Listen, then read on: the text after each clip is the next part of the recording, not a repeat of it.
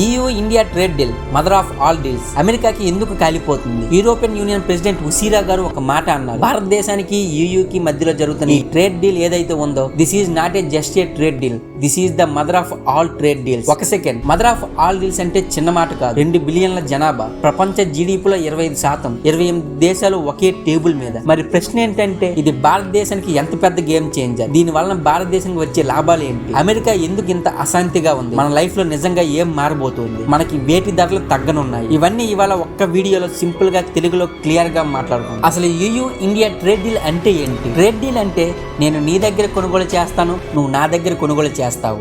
అంతేకాదు, ఇది ఒక ఎకానమిక్ పెళ్లి లాంటిది. యూరోపియన్ యూనియన్ లో 27 దేశాలు ఉన్నాయి మరియు మన భారతదేశం మొత్తం 28 దేశాలు, జనాభా దాదాపు 2 బిలియన్లు. ప్రపంచంలో ఒక ఫాస్టెస్ట్ గ్రోయింగ్ ఎకానమీ అయిన భారత్, ఒక రిచెస్ట్ సింగిల్ మార్కెట్ అయిన EU. అందుకే ఉసిరా గారు అన్నారు, world fastest growing economy meets the world richest market అని. ఇక్కడే అందరికీ ఒక సందేహం కలగవచ్చు, ఇది నిజంగా జరుగుతుందా అని. భారతదేశ కామర్స్ సెక్రటరీ అయిన రాజేష్ అగర్వాల్ గారు క్లియర్ గా చెప్పారు, text has been agreed in substance. అంటే పేపర్ మీద డీల్ దాదాపు రెడీ, సంతకం మాత్రమే మిగిలింది. కానీ ఇండియన్ పార్లమెంట్, EU పార్లమెంట్ ఇద్దరు అప్రూవ్ చేయాలి. కనీసం 1 సంవత్సరం టైం పడుతుంది. కానీ ఇది ఒక గ్రేట్ స్టార్ట్. అయితే ఈ డీల్ వల్ల మన లైఫ్ లో ఏం మారుతుంది? కార్ల ధరలు. ఇప్పుడు అసలు కామన్ మ్యాన్ కి ఎలా ఇంపాక్ట్ అయిందో చూద్దాం. EU నుంచి వచ్చే కార్లపై ఇప్పటి వరకు 110% టారిఫ్ ఉంది. అంటే BMW, మెర్సిడీస్ లాంటి కార్లు మనకి డ్రీమ్ గానే ఉండేవి.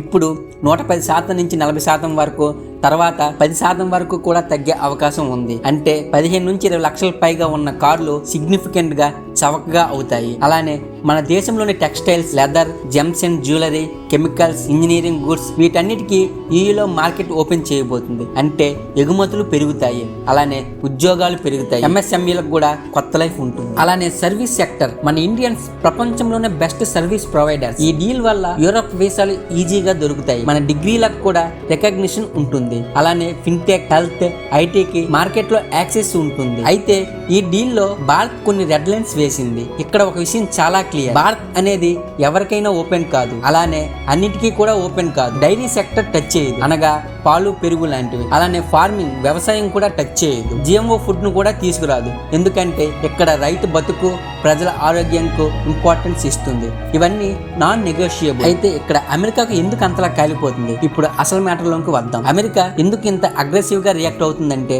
కారణం ఒక్కటే, లెవరేజ్ పోతుంది. ఇప్పటి వరకు మనకి US ఒక్కటే ఆప్షన్, ఇప్పుడు EU కూడా ఆప్షన్ ఉంది.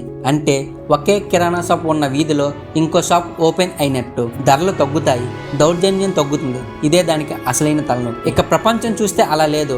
అమెరికా ఏం చెప్తే అదే వింటుంది. ఇది మల్టీపోలర్ వరల్డ్. ఐడియాలజీ కన్నా ట్రేడ్ పెద్దది, మొరాలిటీ కన్నా ఎనర్జీ పెద్దది, అలయన్స్ కన్నా నేషనల్ ఇంట్రెస్ట్ పెద్దది. ఈ EU ఇండియా ట్రేడ్ డీల్ ఒక విషయం క్లియర్ గా చెప్తుంది, భారత్ డైవర్సిఫై అవుతుంది. US మాత్రమే కాదు, చైనా మాత్రమే కాదు, Australia, UK, EU, Canada, Israel అందరితోనూ trade. America is a player, not the only player. మన ఎజెండా ఒక్కటే, India first, national interest first. మీ అభిప్రాయం ఏంటి?